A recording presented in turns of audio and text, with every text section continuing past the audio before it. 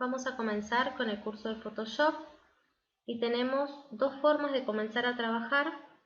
Una es creando un nuevo archivo y otra es abriendo una imagen o una fotografía. En este caso vamos a crear un nuevo documento. Los datos que vamos a colocar es un nombre. Vamos a definir si es para web o para impresión. En el caso que sea para web, vamos a seleccionar en píxeles, colocamos la medida. En el caso que sea para impresión, vamos a elegir centímetros. La resolución va a ser de 72 para el caso de web y de 300 para el caso de impresión. Modo color, vamos a seleccionar RGB para web o CMYK para impresión. Vamos a trabajar con 8 bits, que es la manera en que demanda menos recursos de la máquina. Y en contenido de fondo vamos a elegir blanco, color de fondo transparente. En este caso vamos a dejar en blanco. Le damos OK. Ya nos abre el documento y la interfase de Photoshop tiene 4 grandes áreas. Tenemos el archivo, la foto. Luego tenemos un panel derecho que a su vez tiene distintas pestañas y distintos botones.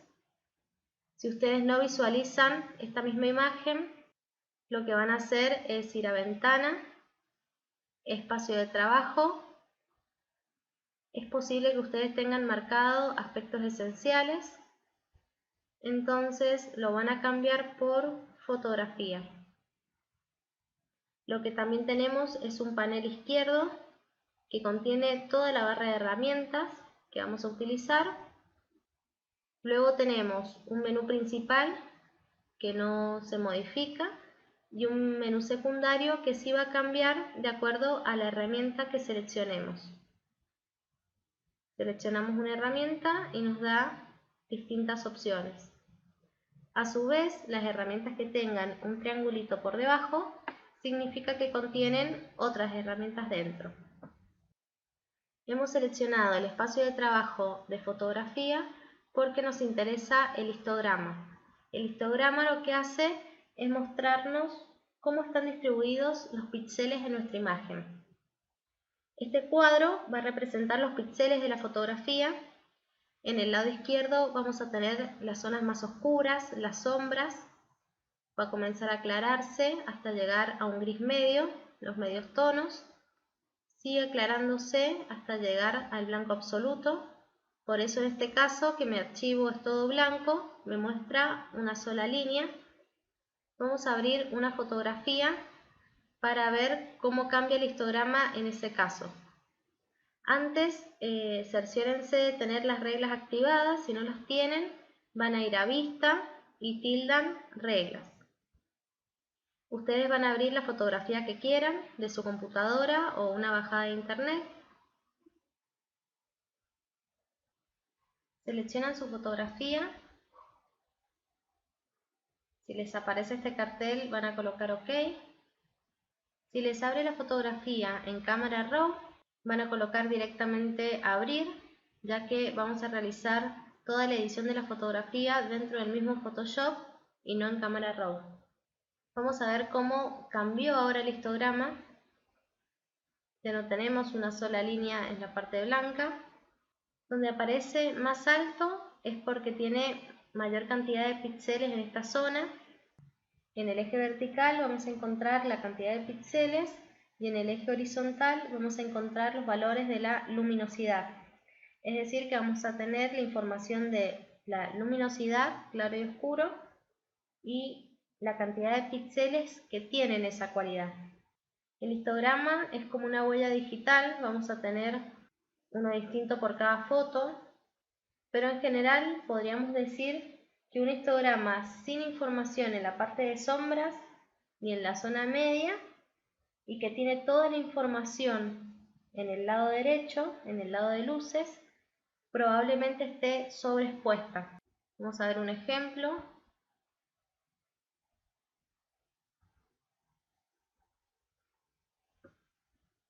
Este sería el caso de una foto sobreexpuesta. Un histograma que acumule la información en la zona de sombras, que es en el lado izquierdo, que tenga poca información en la zona media y en la zona de luces, probablemente sea una foto que esté demasiado oscura, subexpuesta, y este sería el caso, demasiado oscura. Un histograma con toda la información en una misma zona nos habla de una imagen con poco contraste. El contraste lumínico se da por la diferencia entre las luces y las sombras, es decir, que si la imagen carece de esa diferenciación de luces y sombras, la imagen tiene bajo contraste. Un histograma con la información acumulada en los extremos, es decir, en las luces y en las sombras, y con poco o nada de información en la zona media, es un histograma de alto contraste, es decir, que tiene mucha diferencia entre las luces y las sombras. Se suele decir que una exposición correcta es la que nos muestra un histograma con información en cada uno de sus parámetros, desde las luces hasta las sombras, y con valores, es decir, con píxeles bien repartidos en el eje, ya que así se considera que la imagen posee la mayor cantidad de información tonal posible. Pero hay que tener mucho cuidado con el tema de las excepciones. Por ejemplo, en el caso de un paisaje que esté nevado, que se haya sacado la fotografía a la luz del día, va a contener toda la información en el lado derecho de las luces, y no porque esté mal, sino porque la fotografía es así y contiene pocas sombras y pocos lugares oscuros. Ya hablamos del histograma, que es importante analizarlo.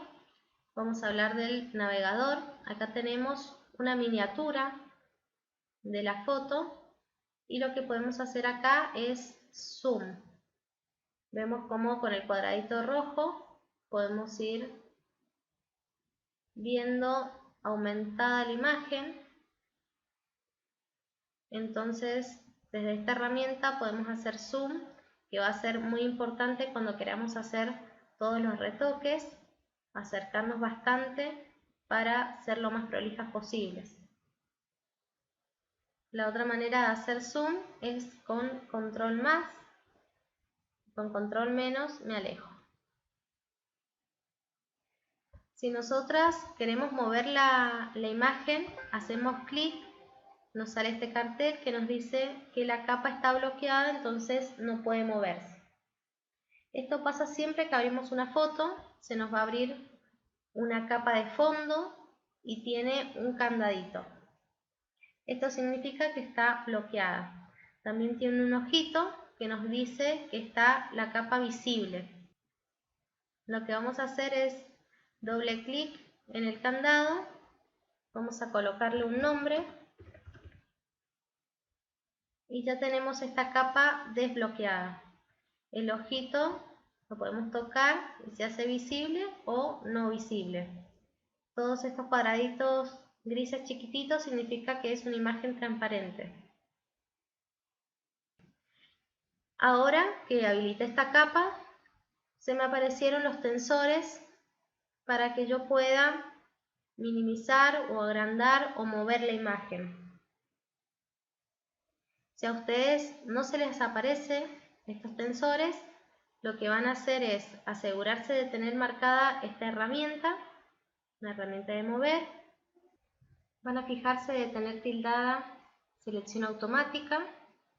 Acá en vez de grupo tiene que estar seleccionada capa. Y sobre todo esto de mostrar para que aparezcan los tensores.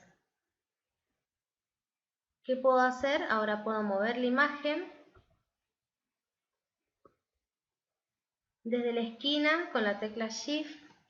Vamos a minimizar la imagen en forma proporcional, porque si no se hace en forma desproporcionada. Vamos a ir con Shift y agrandar. Esta no es la forma correcta de agrandar una imagen, porque Photoshop tiene una herramienta especial para esto. En el caso de que yo quiera deshacer esto que hice, con control Z no puedo, solamente hace un paso, y esto es porque debemos ir al historial de cambios y puedo ir hasta el cambio que yo quiera.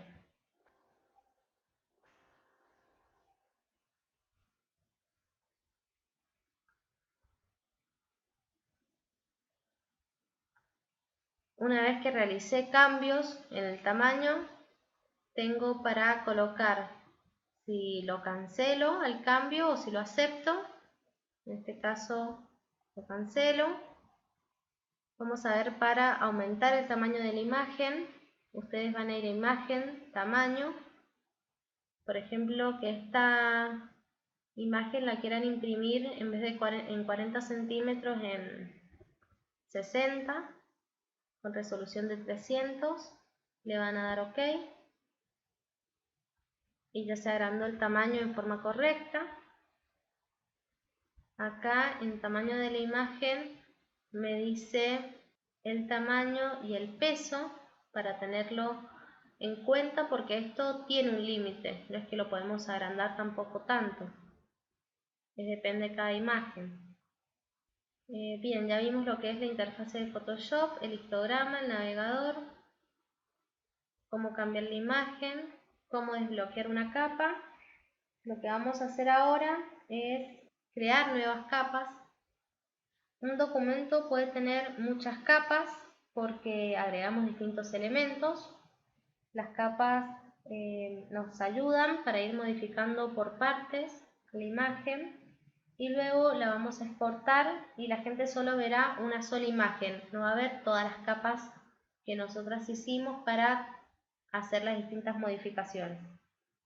Entonces lo que vamos a hacer a continuación es duplicar la capa. Con control J lo hago de forma automática.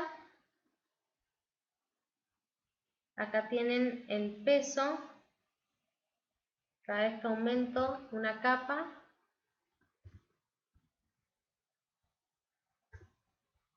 aumenta el peso del archivo para tenerlo en cuenta. Todas estas capas son independientes. La capa superior va a afectar a todas las capas inferiores.